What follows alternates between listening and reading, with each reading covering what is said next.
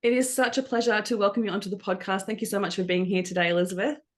Thank you so much, Christine. It's great to be here. I'm looking forward to speaking into some beautiful things that are on my heart that I know are important to you as well. Absolutely. So I have been following along your journey, but I would love to hear it from your words. So tell me a little bit about where you explored NLP right from the beginning and how you got to where you are today. Yeah, this is such a massive part of my story. So I had a great childhood, and I know that there's a lot of people that come on to podcasts and they're like, I have this terrible story. I had a fabulous childhood, had a beautiful family. I had everything I needed and desired, and it was great. And what I didn't have was education in relationships, because my parents had such a great relationship. Like, I never ever heard them argue or disagree or anything. I had zero skill in how to build relationships on a romantic level. So I was great with friendships because that was modeled really well to me. However, relationships, I just thought they worked. I just thought you loved someone and then it worked and you didn't have to do anything. And so life was great until I got married. And I got married and we had different ideas. And the very first thing was, it started with sheets. My family had always bought beautiful sheets. And we'd moved into this new house. We had all these beautiful gifts given to us from a wedding registry. So we had, we literally got everything. We got the fridge, the lounge, the dining set. We got everything, and we didn't get any sheets. And so we had to buy sheets. And I just went out and I bought, very nice sheets that were probably, at the time, and we're talking 1996, they were probably about $400. And I came home and I got absolutely torn to shreds by this person who's supposed to love me, of being disrespectful, spending too much money, and then trying to justify that, hey, if you have great sheets, they last for 10 to 15 years. Whereas, yes, I could have gone and spent $20 on Kmart sheets. However, they would be dead in 6 months and have holes in them. And that was the beginning of me noticing that there was something really different about us. And our values were very, very different, super far apart. And within a year, it had turned into an abusive relationship. Wow. And that continued for 13 years. The end of which my children and I were rescued by a helicopter, police in a helicopter, off an island in the Whitsundays. We'd gone there because I thought maybe if we got rid of all the stress of life, it would be different. He had a great time. There were plenty of young girls on the island for him to feast on. And it just got worse for me. And so we were eventually rescued. We were taken to a refuge in Mackay, looked after, brought back to my parents. And I had to reevaluate my entire life, because all of a sudden my life, what I'd left the last time I'd been with my parents, was basically perfect. And what I'd come back with was the horror of what reality can be. And it probably took about 3 weeks. By the time I got to my parents, I was sleeping in their room because I was petrified. I was wetting the bed. It was a really horrific time of self-discovery and learning how to be who I wanted to be, now knowing that I had both sides of the equation. It wasn't, life wasn't just all roses, and life could be really dark as well. And it was like, oh my God, I don't know who I am. I'm upside down. And, literally the feeling of overwhelm in its true sense of the word, because overwhelm means your boat is turned upside down. And that's exactly how it felt. And so I got on with it, and I was like, okay, cool. I've got the 2 little boys. I need to look after them. And I went headstrong into work and ran the masculine energy really, really well. I was working as a nurse. I was doing double shifts when I didn't have the kids, working as much as I could when I did have them, and looking after them and making sure that we had enough. And there were weeks where, even when if I was sick or something, I couldn't work, where it was like, how am I going to feed them this week? And I really got to see that other side of life. And whilst my parents were supportive, I was also being headstrong there, going, no, I need to learn how to do this for myself. And so deeply in that masculine field, worked really hard, worked my way up at work to running one of Australia's biggest birth centres, because I was a midwife. and equally then did some cool stuff at uni. So I developed Australia's first stillbirth care pathway for women who had lost babies. And so that prior to developing that pathway, about 70% of women went home not knowing why their baby had died. And a year after implementation, 98% of women went home knowing what had happened, and the other 2% within 3 months. Wow. And so that was an instrumental piece of research that I participated in with another lady called Sue Heath. And from there, it just was like everything was about work.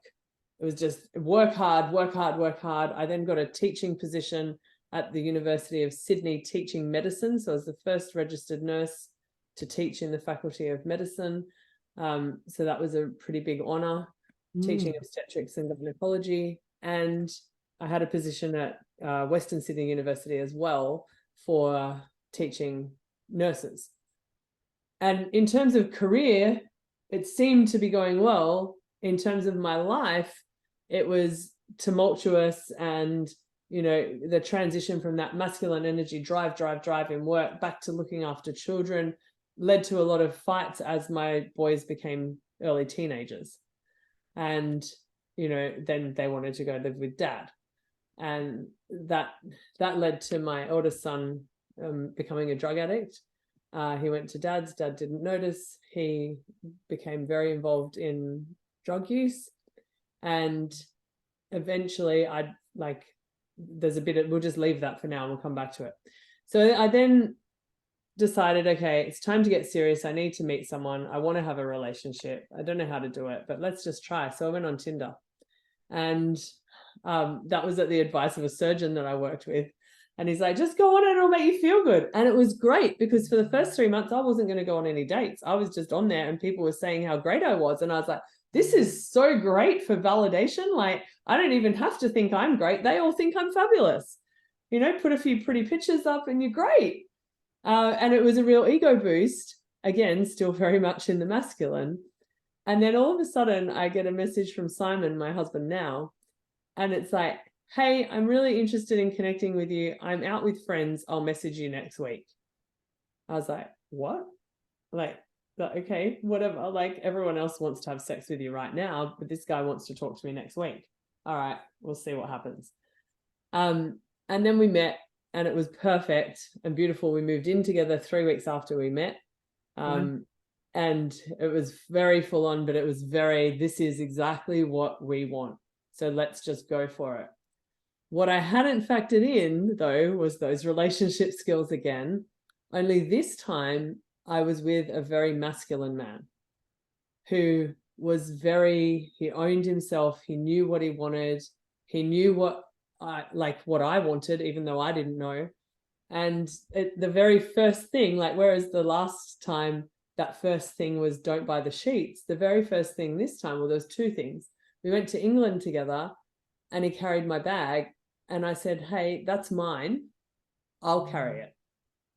And he was like, I'm taking you to England. Like, I'm carrying your bag. I'm like, okay, I don't know how to handle this, but it's mine. So I'll just take it, totally independent, very in control. And then the next thing was he took me to a dress shop and he bought, I tried on a dress, and my method of operation had been, I go to a dress shop, I try on a dress, I look at the price, it's too much, I walk out. This time I tried on the dress, I said I loved it, he looked at it and said it was beautiful, and then I took it off and he said, pass it out, and I just passed it out, assuming that the same thing would happen. I'd walk out and he'd say, do you want it? And I'd just say, no. By the time I walked out, he had the dress, the handbag, the shoes, the whole outfit, and it was already paid for, wrapped up in a box. Oh my God. Like, oh my God. And there were vibes of control, right? There was this feeling of, oh, is this the same as the other one? Is this not the same? Doesn't feel the same, but it looks the same. Yeah. Yeah, And despite him being beautiful and doing multiple things like this, I refused to enter the feminine.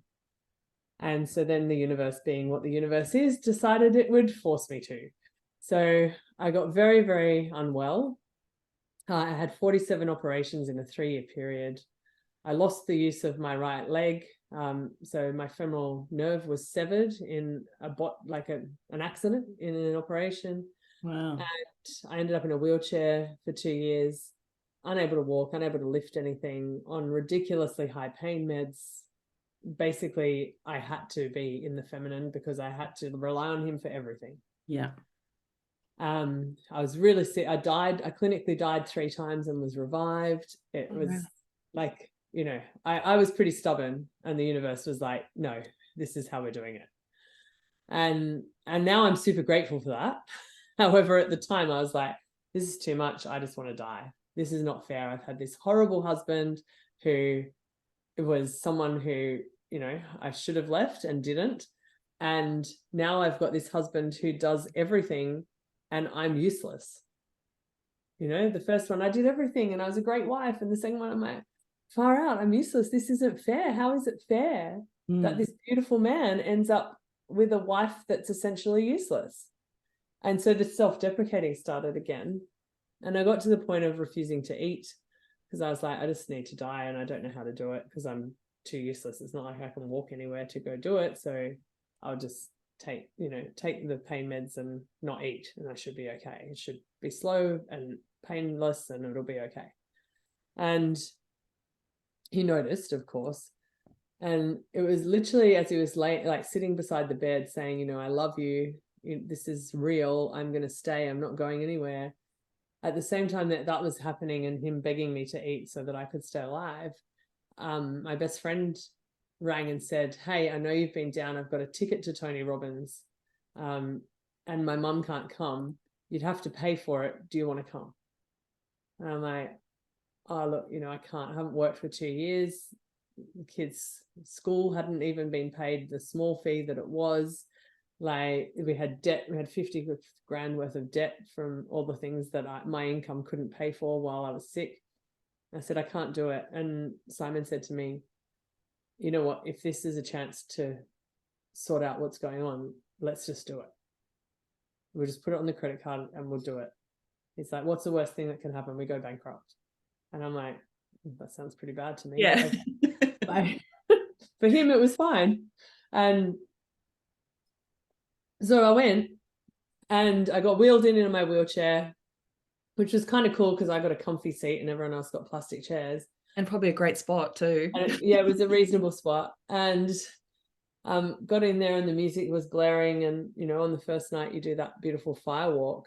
And I get wheeled up to the fire in my wheelchair by one of the crew. And I'm like, these people are mental. Like, this thing has rubber wheels. This is not going to work. And somehow I got to the edge of the fire. I stood up, I made my move, and they said, go. And I walked across the fire. I'm like, and I got to the other side and I'm like, and I just kept walking. And the people are like, are you okay? I'm like, I'm walking. And they're like, you're already over the fire. I'm like, I know, and I'm walking. And they're like, what? And I'm like, I don't know. What did you do to me? Like, how did this happen? I'm walking. And it didn't make sense to my nursing brain either, because, if you have a severed femoral nerve, your leg can't work. And so there was like this miraculous thing happening in my body. And I was like, this is so weird. I need to know what this is. And at the time, that was when Tony Robbins still talked a lot about NLP. And I realized that it was neuro-linguistic programming, and that somehow enough of what had happened on day one of that UPW had rewired my brain and somehow used accessory nerves in my leg and let me walk across that fire. I left my wheelchair at the event and I never went back in it. Like, it was incredible. And that was the point at which I decided that I needed to learn NLP. What was it? And I went and sought out a trainer that I felt that I resonated with, and I learned it. And I was like, okay, well, that's cool. There's a lot of information, not a lot of practical. I don't know, like, I think I can do this better.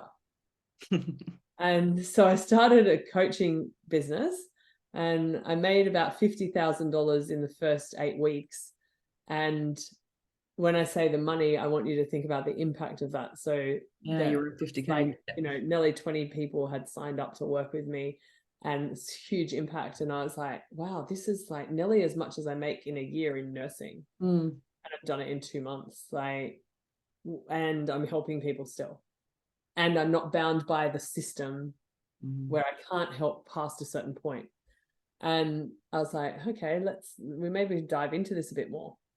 And so I kept my uni teaching job, but I left my nursing job, and then slowly built, well, not really slowly, quite quickly built my coaching business, and then decreased my uni hours. And from there, I was like, after about a year, I'm like, hey, you know, I'm doing really well, but all the other people that came out of my cohort from NLP are not really doing that well. They're all still in their problem. They're all still got limiting beliefs. They haven't implemented this as a lifestyle. They've just learnt the information and gone, great information, and then put it in a box and not used it. And I was like, there's a way that I can teach people better. Like, I can do this much, much more effectively for people, and I can help people do what I did. All I need to do is translate that into some techniques so that I can teach the NLP techniques and the extra techniques that I've used and how I've done it, and then people can model me. And so I went ahead and I did that, and we opened our own business, and we're now, I think, 7 years since I did NLP. So we're about 5 years into the training business. We have a multi-7-figure business. We impact thousands of people every year. And it's all because I said yes to learning something different in the beginning. I love that. I love that. What a story. Oh my goodness. Huge. Like, yeah. But I love it how you're like, you know, everyone in the coaching industry has a sad story and whatever. You're like, I had a great childhood. I was exactly the same. Like, when I went through my training, I had the exact same experience. And I was like, oh, actually my upbringing was pretty good. But I still have shit to work on. Right. Like, I think that's a lot of the time people often think that. They're like, oh, no, I had a great childhood. I don't have any trauma. But it does not necessarily mean that you don't have stuff to work on, or that you could be doing something really differently. Yeah. And the thing with trauma is that it's kind of like having a baby. And a lot of people have a baby and they go, my baby's great, it sleeps through the night, but the hour that it cries every day is hell. Yeah. You know, and then there's someone whose baby's up all night and they love it because they're a night person and they don't feel like they've got any problem at all. Trauma is something that's very individual, and trauma doesn't have a rating scale. You know, trauma, like, just because it sounds horrific socially, it doesn't mean that that has affected the body or the mind in any worse way than someone calling you fat or someone poking fun at you. Like, every level of trauma is the same. It's just that person's experience of it. Yeah, 100%, 100%. And so, okay, so I have so much to dive into in the whole part of your story. So I'm like, okay, where do I go? So firstly, like, I had the exact same experience with my coaching experience as well, in walking away from it and going, I'm implementing this. Like, I absolutely love this. It's not just about knowledge. Like, how can I live this? How can I embody every part of it? Because I was seeing such incredible results, not only for myself, but also for my first original couple of clients that I work with, that I was like, this is the bomb. Like, how do I tell everyone about this? And I think sometimes, like, it was really hard to see other coaches like not embody it, and actually, because it felt like it was like, this is the magic pill. Like, why aren't you doing this? Like, come on. So yeah, it's so fascinating when that happens. Everyone has a different journey, different experience. But I think I'd love to just touch on, firstly, is, can you describe in your words what NLP is for those people who are listening to this that have no clue what you're talking about? Because yes, like, the Tony Robbins experience is always so phenomenal, but I think people from outside are like, this is so crazy. This is so woo-woo, right? Like, I have been twice now to UPW. I took my mum and 1 year, and it was so amazing. And she walked on hot coals as well. And it was so funny, actually, leading up to it, the day of, she was like, oh, no, I won't be doing that. Like, oh, no, I won't be doing that. That you guys do that. I won't do it. I'm like, yeah, cool. No, it's your choice, mum. It's absolutely your choice. You don't have to do anything you don't want to do. And in the exercise, I'm not sure if they did the same one that you were there, but the exercise just before it, they partner you partner up with someone, and you basically have to convince them of something. Yeah. And like influence them in some way, right? And so she partnered up with this lady who was similar age to her, and basically convinced the lady to do the fire walk, and in the process convinced herself. So great. So I don't do that exercise anymore. I've been 9 times now, and they don't do that one anymore, but they did do it the year I went.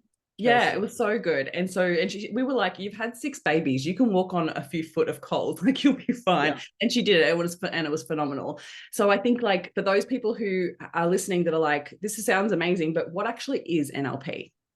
Yeah. So I'll give you my version of it, and then I'll give you something that makes sense. Okay. So for me, it's choosing your reality with volition, Love right? that. It's how do you choose your reality with volition? What does it really mean? Neuro meaning the brain, the mind. Linguistic, the words that we use both externally, however more important internally. And then programming, meaning the kinds of programs we have accepted or grown up with as true. So when it comes to something like the truth, I think there's your truth, there's my truth, there's no the truth. Yeah. Right. And because if you give 10 people a video of a bank robbery and ask them what happened, they'll all have different responses. There's no such thing as the truth. Yeah. And so when we talk about neuro-linguistic programming, we're talking really about what is the mind listening to in terms of the words, and how does it then filter that through the programs that you've accepted as true. So for example, some people grow up with I'm not good enough as a program that they believe is true. And so then that creates this filter on everything that they hear. And they say things like, oh, that's good for you, but I couldn't do that because I'm not good enough. And so what we do with NLP is we deconstruct the programs that are not useful for you and reconstruct ones that support you moving towards a goal. Yeah, love that. Love that. So good. And so well explained. I love that. So with your programs, like obviously like I did it as obviously becoming a coach, but it's not just for coaches. Like it is absolutely not for coaches. I actually think that it should be a manual given to every single human being. And I think it's an awareness around like actually understanding yourself on a whole other level, but also understanding how your brain works. Like I think that's one of the biggest things that really resonated with me so much through learning NLP was actually understanding that you are not your brain and that your brain functions in different ways. And when you're aware of how your brain functions, it allows you to be conscious of that in order to make a choice instead of it just being completely autopilot, right? Yeah, like our brain is not geared for success or productivity. It's geared for protection. So we have that beautiful thing, the amygdala or amygdala, however you want to say it, that sits inside our brain, and that's our animalistic brain, right? And we respond fight, flight, freeze, or please, depending on how activated our amygdala is. And with that is related to our programs. So if our program says that we can't do anything dangerous because it's not safe, then our amygdala has a much lower tolerance for stressful events, and it will fire off and create these potentially devastating effects for us because it's geared towards protection, and it'll believe the programs it's given with regard to that.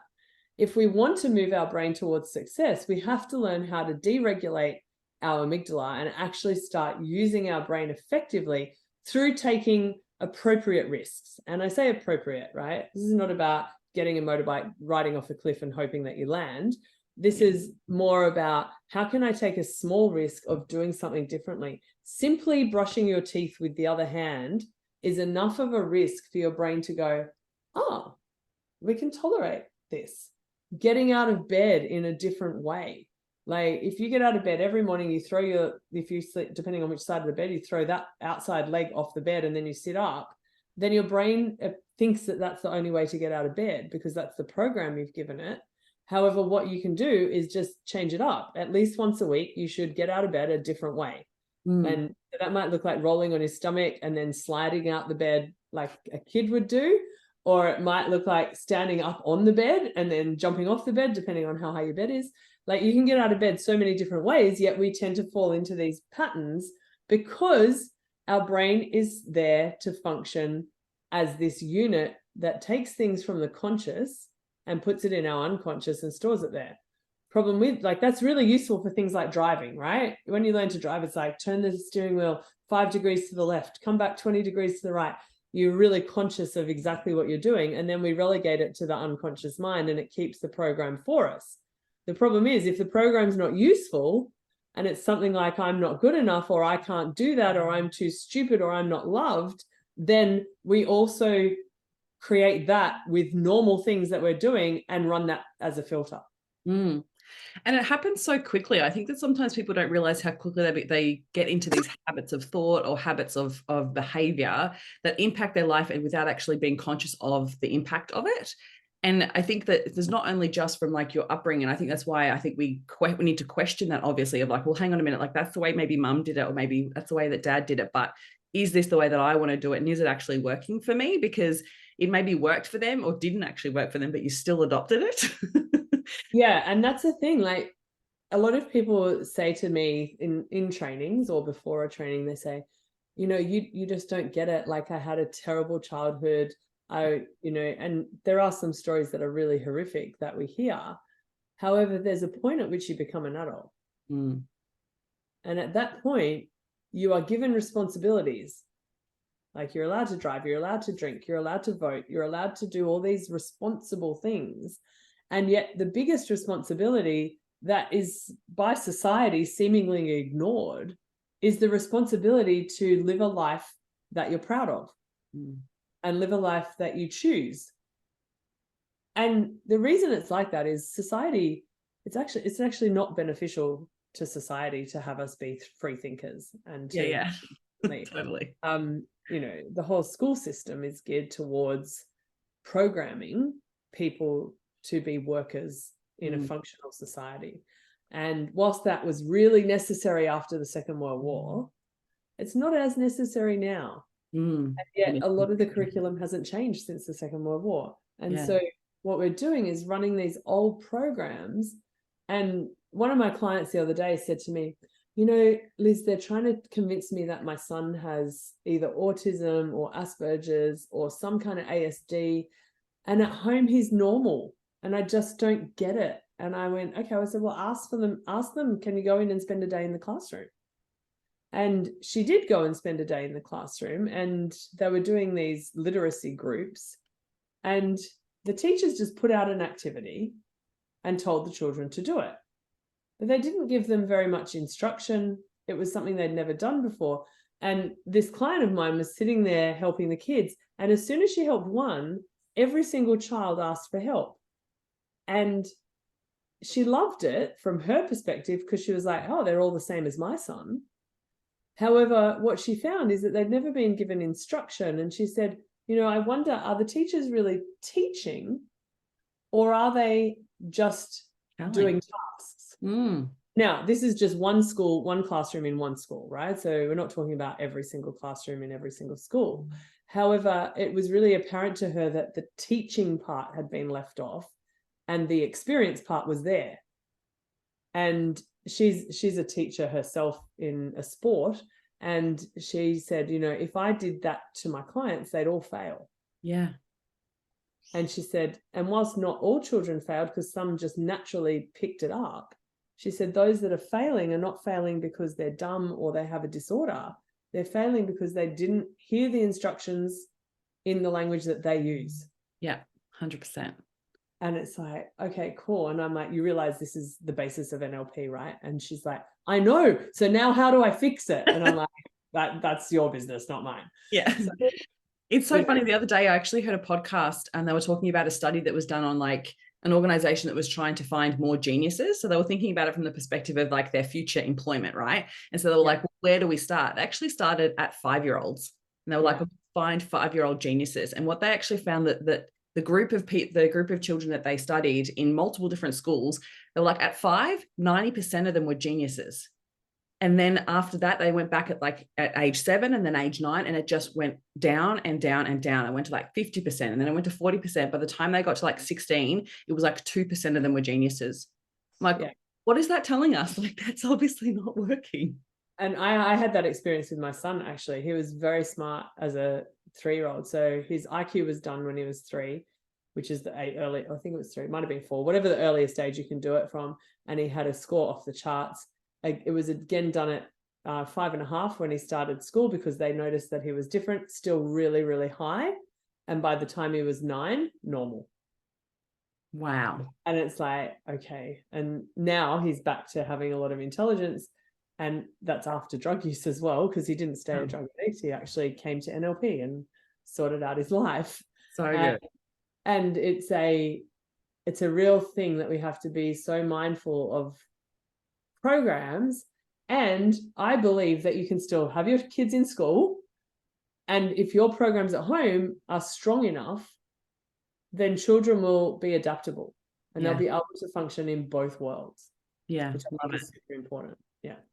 And so I'd love to know a little bit more about, like, speaking to the people that are listening to this are like, oh, I would love to learn NLP. I would love to know what that experience is of being in a training. So you can tell us a little bit about that, of like what that looks like for your people.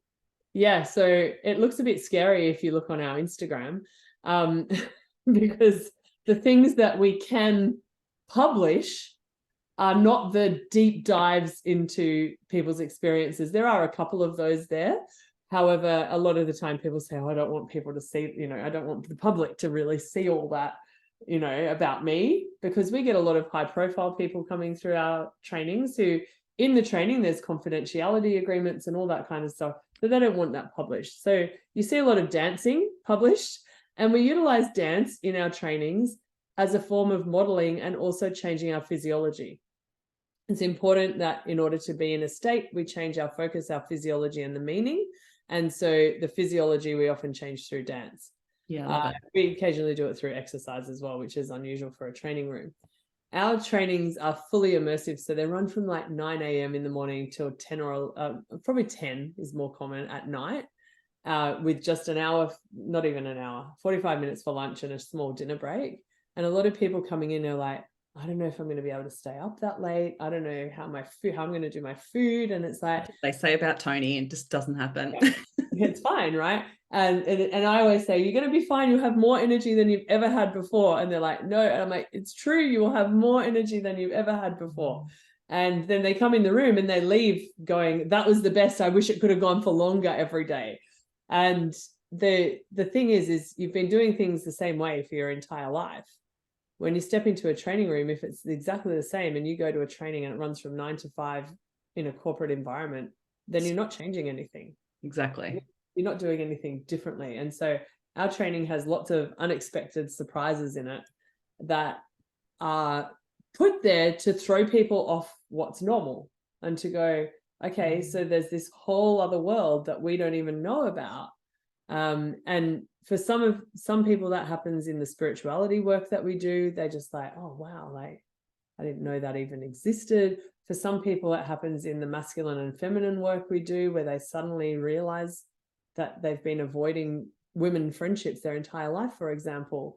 For some people, it happens in the actual NLP work that we do. So realizing that they've been thinking a certain way for all of their life, and that there was this whole other opportunity to think differently.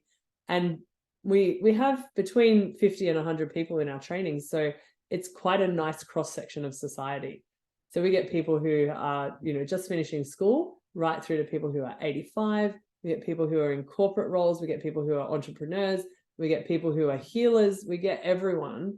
And you get this cross-section of society that makes you go, wow, they think really differently to me. And it's an opportunity to expand your awareness. And rather than saying this way of thinking is wrong and this way is right, it's more about how can I be more flexible to be able to utilize all of it, so that if I meet a problem, we talk about representational systems, right? So how do people think? And if I meet a problem in this way of thinking, how can I quickly adapt and utilize a different way of thinking so that I can see a different opportunity or hear something a different way or feel it in a way that makes me want to do it, right? Yeah, and that's the piece I love the most, is the transformation that occurs through their flexibility of behavior. And it brings a whole other level of compassion to humans as a whole, right? Like, I think that's the beauty of it. Like, I was talking to a client about it the other day, and she was saying how, like, she gets really angry at other people that are doing things differently, the way that she would never do it that way. And I was like, that's okay. They're just doing things the way that they know. Like, that's all they're doing. They're doing the best that they possibly can with what they have. You don't have to feel angry about it. You just have to recognize it is something of difference. Yeah. And I think that sometimes we just get so caught up in our own way of thinking that it can be really hard to see other people's way of thinking. And I think that just brings a whole level of compassion to the human race, really. There's a lot of compassion, and there's also a lot more opportunity. Yeah. If we always do what we've always done, we'll always get what we've always got. And if we start to go, okay, how can I be curious? And we allow that curiosity to run for a little bit, we may find that there's actually a better way than our way.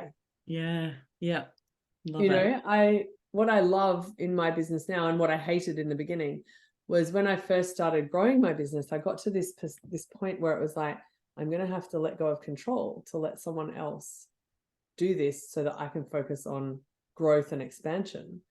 And in the beginning, they took way longer than I took. And it was really like, so for any business owners out there, if you're just starting employing team, they're not dumb, they're not stupid, you haven't picked the wrong person.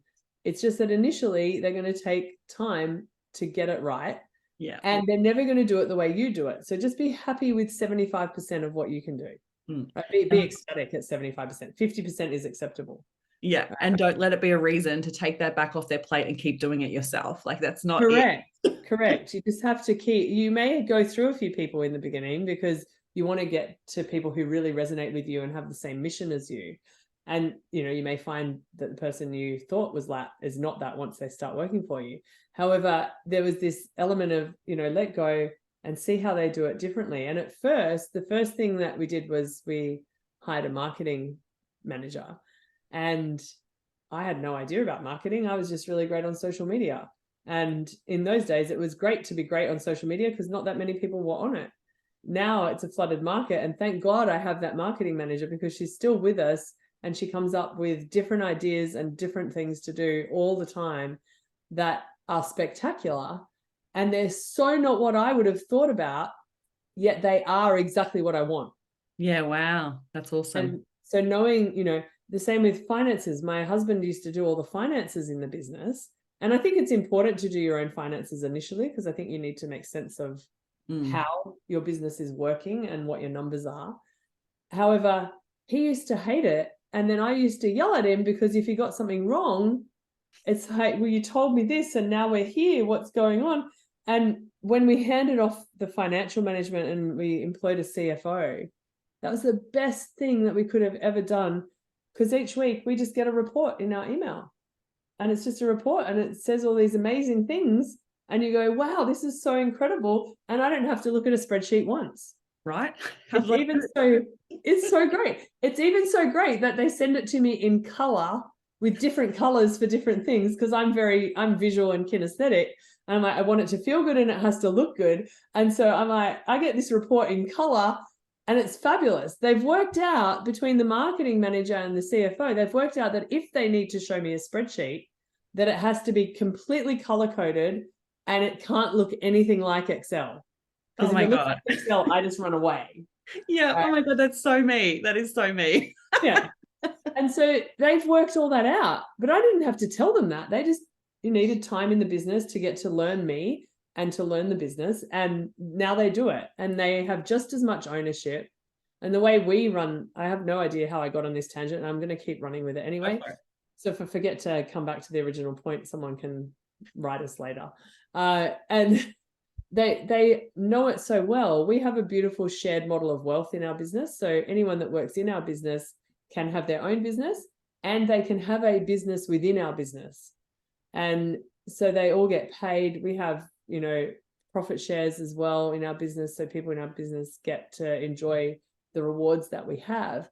And the people who've been with us the longest, which is the CFO and the marketing manager, they have only just now fully realized the mission.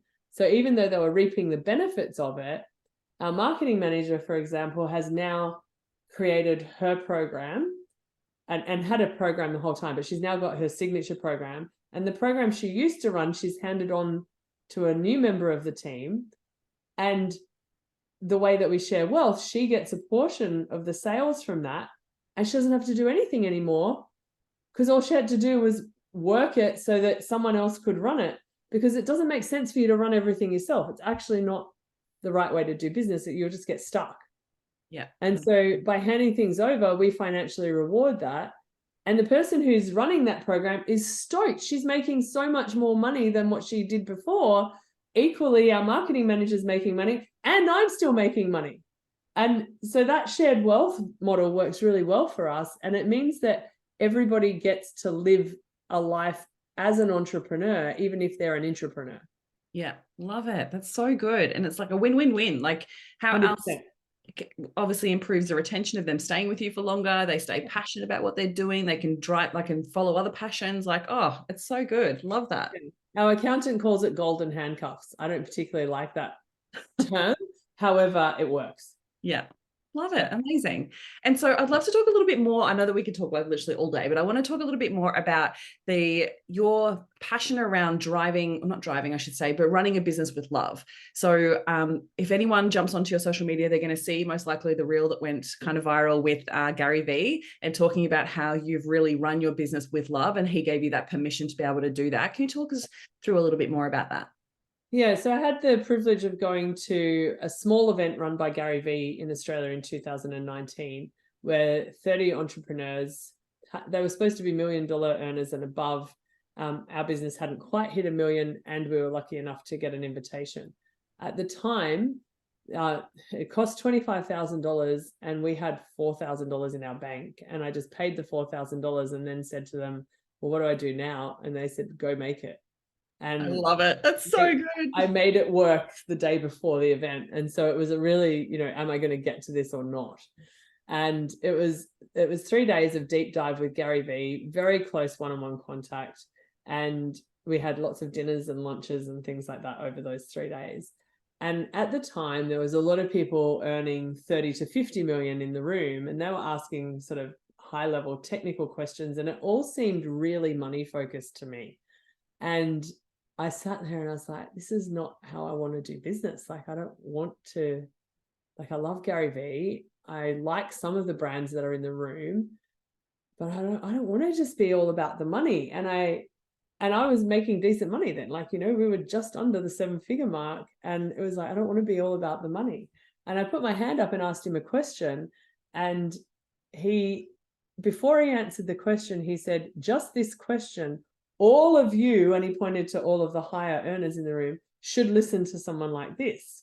And at the time, there was a bit of an ego, like, ha ha ha, I'm as good as you, and that made me feel good. But what they did is it actually allowed me to go, hey, what I'm doing is okay, and I don't have to run it the way you guys are running it.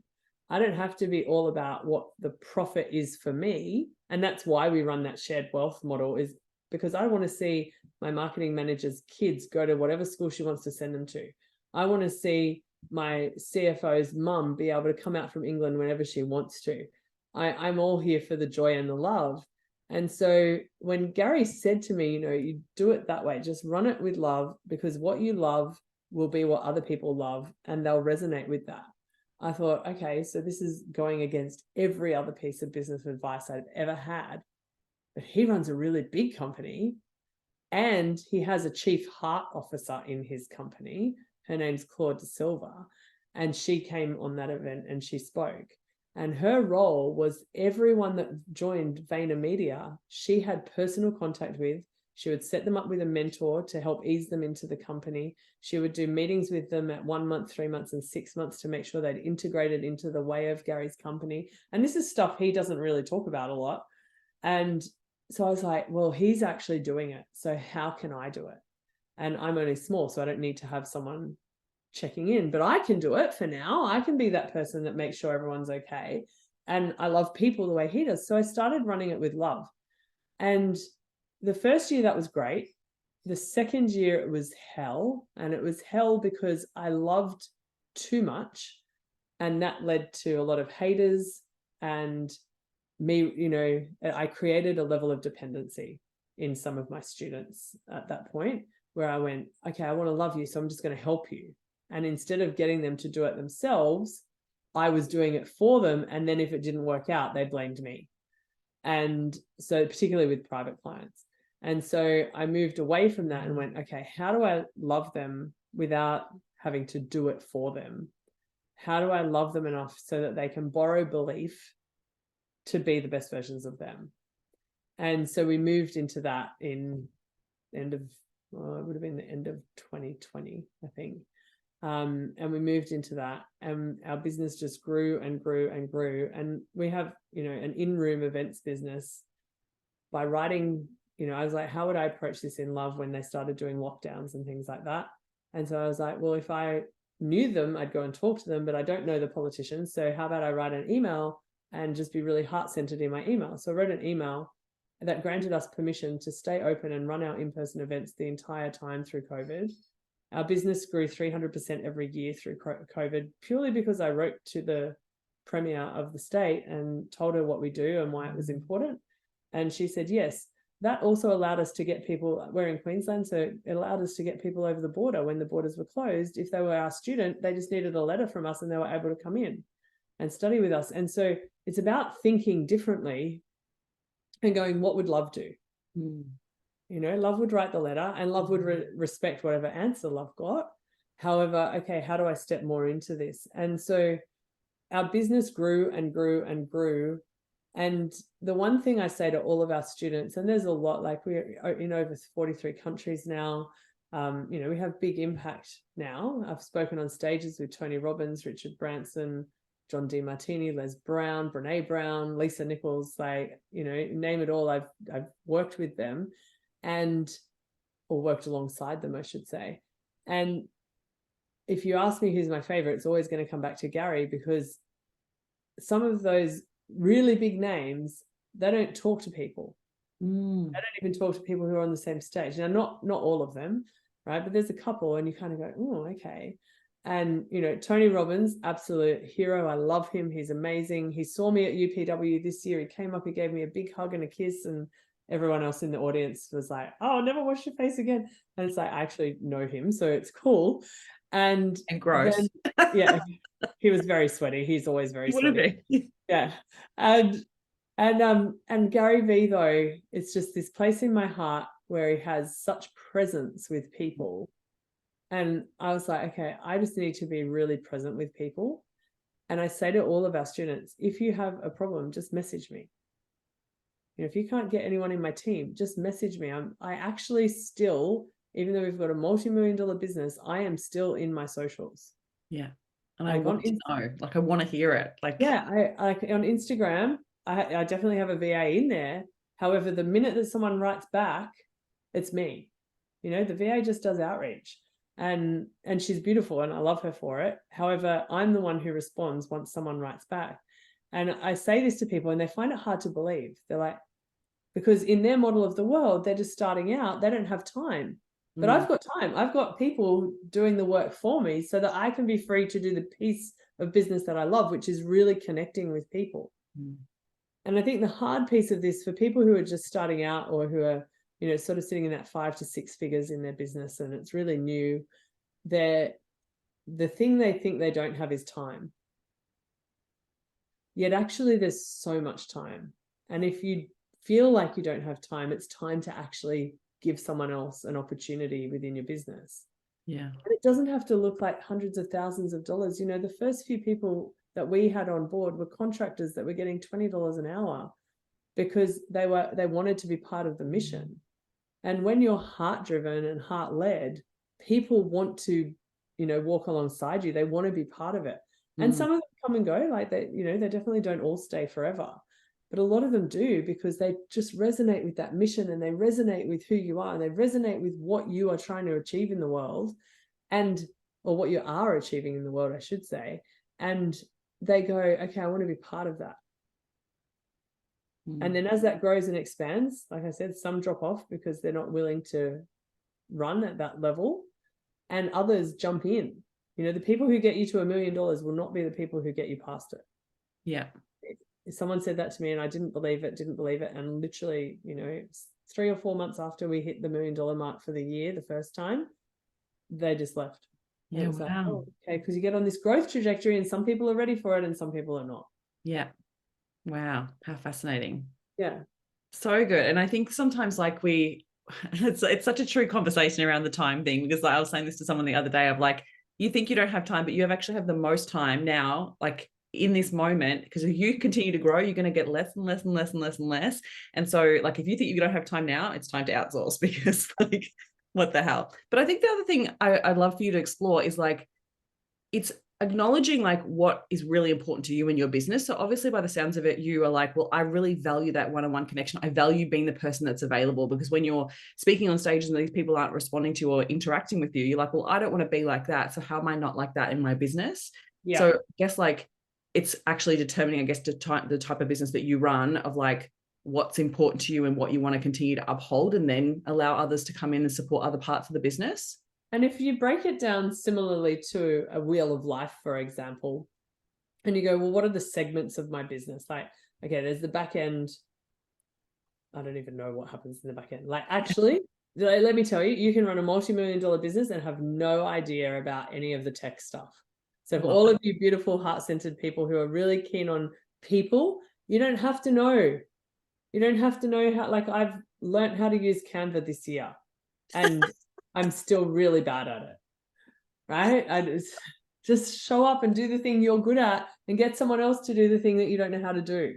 You know, I don't know how to do spreadsheets. I occasionally go into our, and I'm not interested at all in the spreadsheets. I'm interested in the results of the spreadsheets, just not interested in looking at the spreadsheet. There are things that I have no idea about that happen in my business, and the outcome is what I'm interested in. And so, you know, in the beginning, I remember our CFO was like, are you happy if I do it like this and like this? I'm like, I don't know. As long as you can get it so that I have these numbers at the end and they're accurate and you can work with my accountant, that's what I need. Yeah. And she's like, okay. And they figured out their whole system on their own. Sometimes putting your fingers in the pie ruins the pie. 100%. You know, they're much more qualified at that. They're great at it. You know, don't ask me a question that you're the expert in. Like, yeah. The hardest thing to hand over was my women's pillar. So I started in retreats and women's circles before I'd done any of the NLP work. And it eventually got to the point where I just could not invest the time running a free circle and, you know, supporting women who are just at the very beginning of their journey. And I didn't want to let it go. I was like, this is so important. Like, this was what I needed when I was abused. This is what I needed, and I want to keep it because I want to honor those women. And we went through probably 2 or 3 people that weren't quite right. And the woman that's running our women's space, so we have a whole other business called the Women's Space. The woman that's running that is so incredible. She's so heart-centered. She loves it. She's now got a team of 3 people. You know, we're expanding to events all over Australia, and it's just perfect. And I just get to breeze in sometimes and just be like, oh, look, it's so pretty and so beautiful and so feminine. And then I breeze out and go back to doing my thing. Yeah. And I love that if you have faith and you can let go of control, someone else can actually do it better than you. Yeah, 100%. You know, I used to just men's one too, right? Yeah, so we have a men's group that runs on the Gold Coast, and it's literally a drop-in group. There was a lot of men that were coming through our trainings, and they were saying that they'd been to a men's group, but it was all rah-rah, yell and scream, quite spiritual based, and really what they wanted was someone to talk to. Yeah. And so we just have a group. It meets on, I think it's every second Thursday now on the Gold Coast, and the men in our team run that. And it's literally unprogrammed, unscripted. It's turn up, let's sit and have a chat. Yeah, so good. It's basically like going to the pub without alcohol. Yeah. Like so needed. Yeah. And so it's really great for the men that go along. They really enjoy it, and it keeps them in community with each other as well.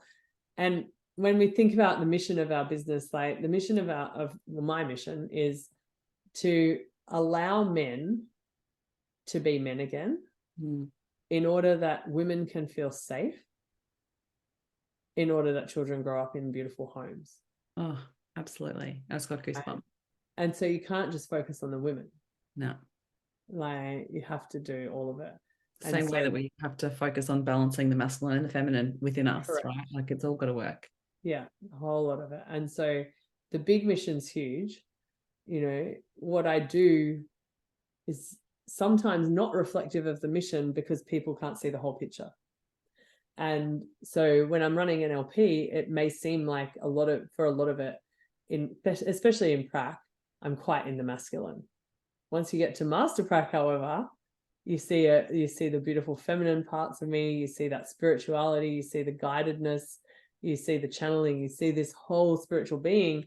And what that allows people to do is, first of all, release the shackles of programming in practitioner, start to get some drive and run their life effectively. And then they come into Master Prac and just totally get to love on themselves and recognize how far they've come in. And I love that.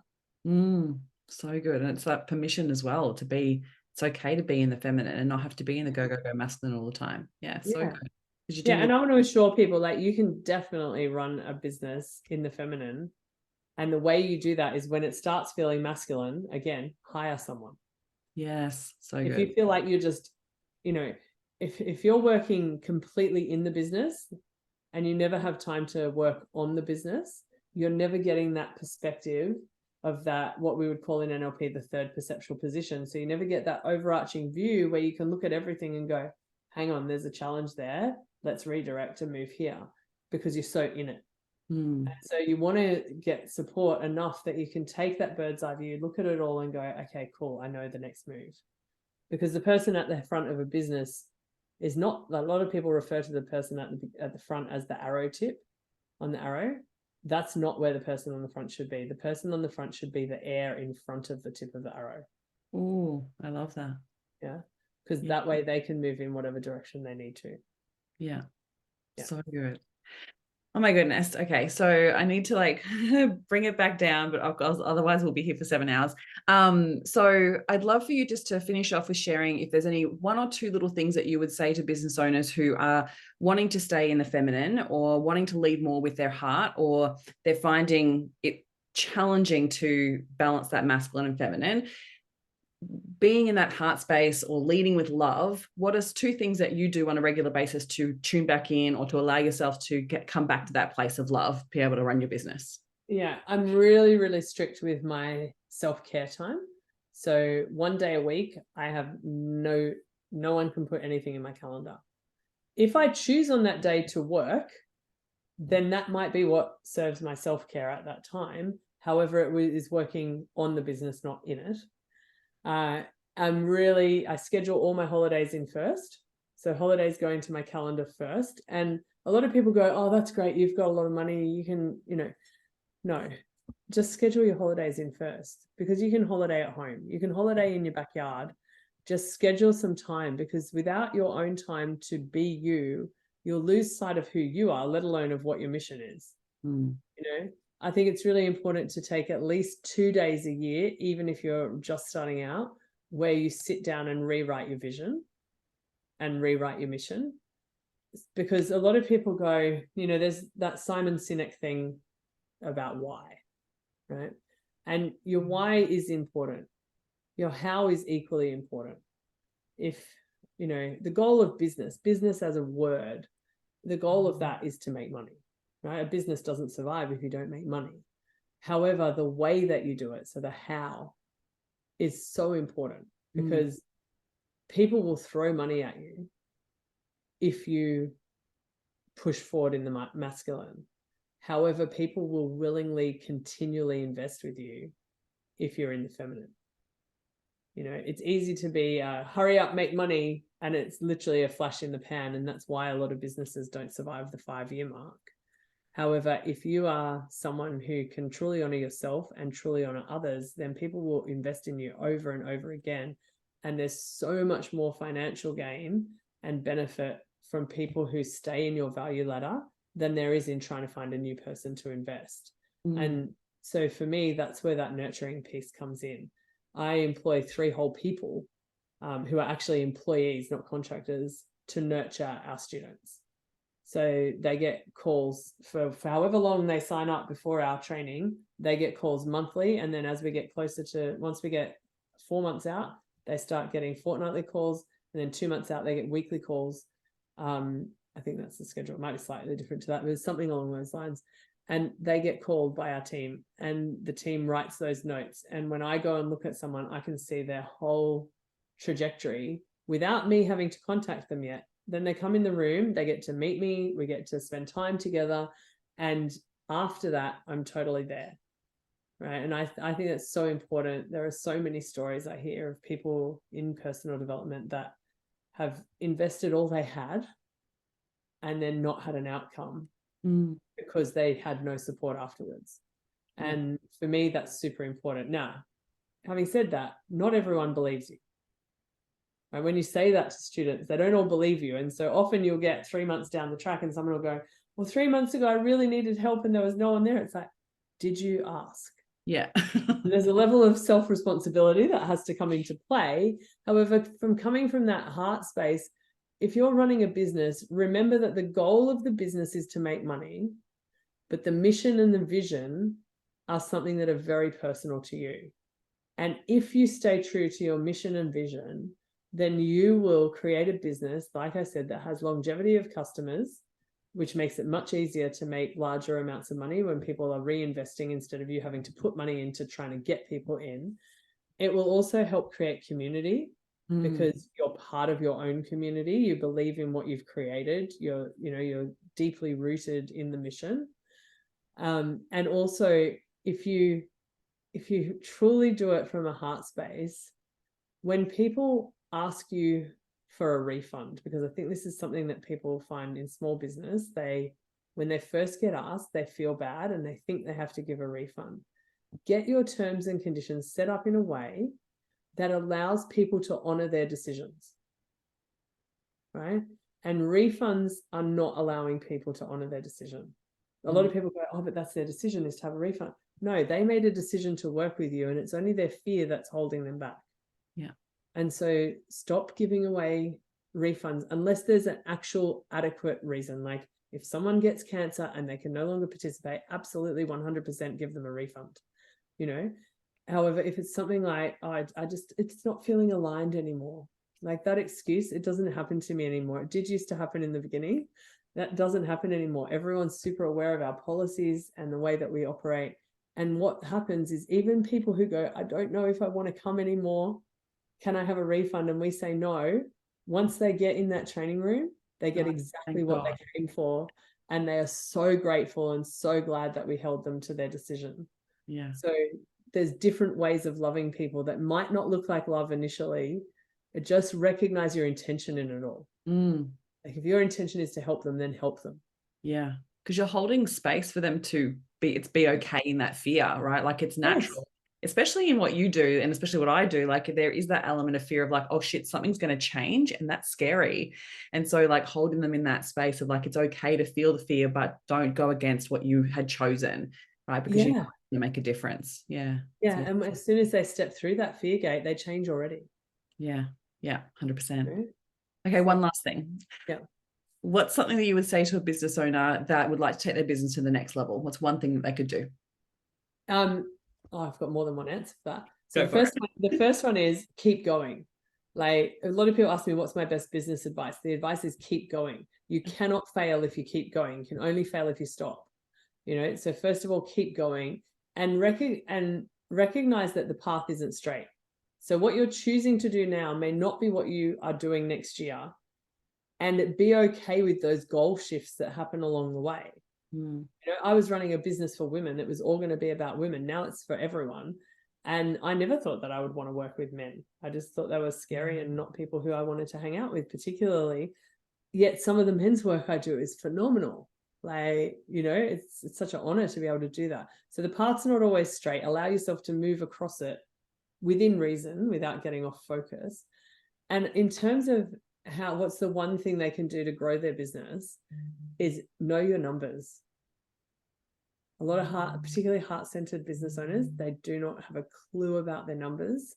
Avoid them like the plague. So important to know your numbers because you cannot grow what you don't know.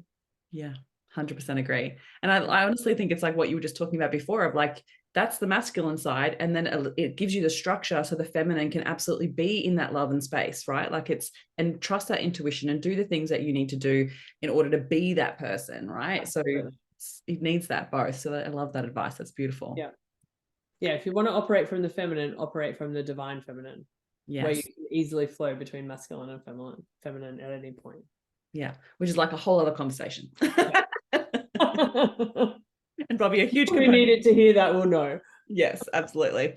Thank you so much for bringing your incredible heart and wisdom and everything to this call today. I really appreciate it. It's been such a joy speaking with you today. Thank you. I've had a really great time. Amazing. I'll make sure I pop everything in the show notes. Everyone can connect with you on social media. If they want to check out your NLP training next year, they can check that out. Speaker training happening in June, like all the things happening. If you want to check it out, head to Elizabeth Ann's social media and check it out there. Amazing. Yay. Thank you, Christine. Oh, my pleasure. Thank you.